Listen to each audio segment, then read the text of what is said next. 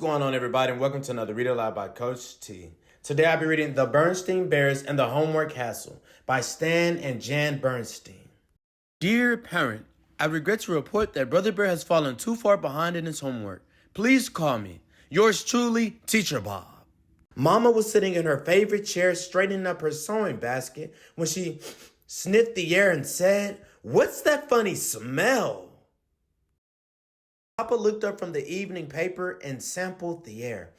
He said. "I smell it too. It smells like garbage," said Mama. "It smells like garbage." Papa sniffed again. "Now where do you suppose?" "I'll tell you where I suppose," said Mama, who put aside her sewing basket and sniffed around the room. "It's coming from Brother's backpack." And sure enough, it was. There was an old banana peel, a brown apple core, and a moldy piece of bread in Brother's backpack. But that wasn't all that was in Brother's backpack. Among the books and papers was a letter. It was old and wrinkled. It was from his teacher. Mama read it. By the looks of things, Mama isn't too happy. "Pass me that paper right now. Pass me that paper right now." By the look on your face, Mama, I already know that he wasn't doing what he's supposed to be doing. Then she passed it to Papa. After Papa read it, he looked across the table at Brother, who was doing his homework. "Who are you fooling? Your teacher already said that you weren't doing your homework. I got something for that, Brother." "We're very disappointed in you, Brother.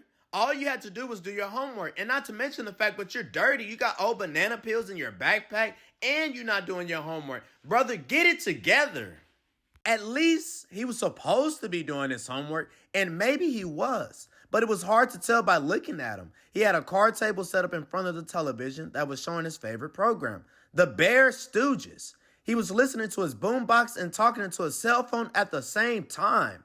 There was a game bear and a bowl of popcorn on the TV. And oh yes, there were some school books and a paper and pencil too. "Excuse me, young sir," said Papa. "Is this the Mars space station?" "I'll get back to you, Fred," said Brother. He put down the cell phone and turned off the boombox. "I'm not quite reading you, Dad." "You're not reading much of anything, according to this letter from your teacher. You may as well have been on Mars for all the attention you've been paying to your homework lately," said Papa.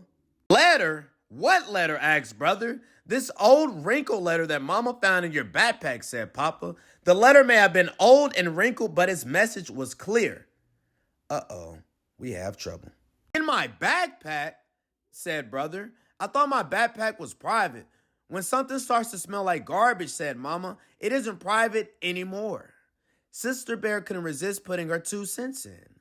"I don't see how you expect Brother to keep up with his homework. He has so many more interesting things to do. There's soccer, basketball, video games, going around like a big shot, and girls." Brother turned on Sister. "Why, you little..." "That will be quite enough, Sister," said Papa. "Why don't you go do your own homework?" "It's all done," said Sister. "See? You call those scribbles homework, you little twerp?" shouted Brother. "Now," said Mama, "let's everyone calm down and try to figure out what the problem is." "I'll tell you what the problem is. The problem is too much homework. Vocabulary homework, arithmetic homework, science homework. It's homework, homework, homework. Every subject, every day till it's coming out of my ears." "Uh-huh," said Papa. "Tell me, son, what is your homework for today?"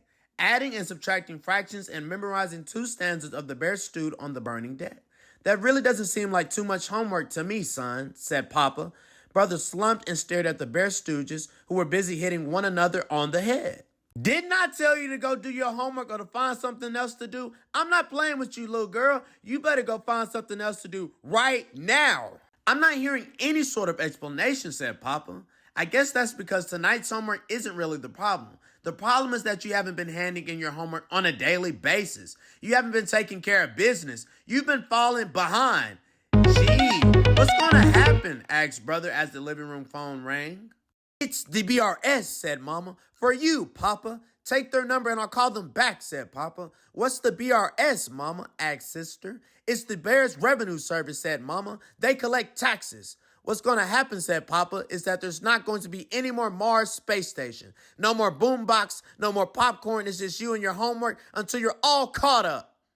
"But that'll take forever," moaned Brother. "Nevertheless," said Papa, You just don't understand, said brother, heading for the door. Where are you going? Asked mama. I'm just going for a walk, said brother. As often happened when brother had a problem and went for a walk, his feet led him to Gramps and Gran's just down the road. Gramps and Gran could tell brother was in trouble as soon as they opened the door. After some milk and cookies, brother told them the whole miserable story. The telltale letter, the missed assignments, the no television, the no video games, the no nothing until he caught up. And he was so far behind that he never catch up. Oh, you'll catch up, said Gramps. Your father did. Huh? Said brother. Same thing happened with your dad when he was your age, said Gramps. Of course, there was no television then. No television, thought brother. Wow, that would have been like really being on Mars. We had radio, continued Gramps. We still have it, of course, but radio was like television then. It had great stories every evening. There was a western called Bear Smoke and Buck Buin, and the 25th century was sort of like Bear Track is now. And your dad listened to them while he did his homework, and he was big on sports just as you are. So he fell further and further behind. I clamped down on him just the way he's clamping down on you. After talking to Gramps, brother felt a huge sigh of relief. He now knew what he needed to do. He just needed to follow through. Gee, thought brother, Papa does understand. The thought that he'd gone through it all himself made brother feel a little bit better. A stranger was meeting with Papa when brother got home. He's from the BRS, said sister. It has something to do with taxes. It looks like Papa hasn't been taking care of business either. Uh-oh, you know that BRS don't play when it comes to that money. You better have that money or I didn't come to make your day complicated or frustrating, but if you don't pay those taxes, the BRS will be back. We will be back. Understood? Understood. A stranger was about to leave. We'll be glad to give you a little more time, but you're going to have to catch up, he said as he left. And that's how it worked out. Brother sat on one side of the card table and Papa sat on the other side. It was a good lesson for both of them. The end.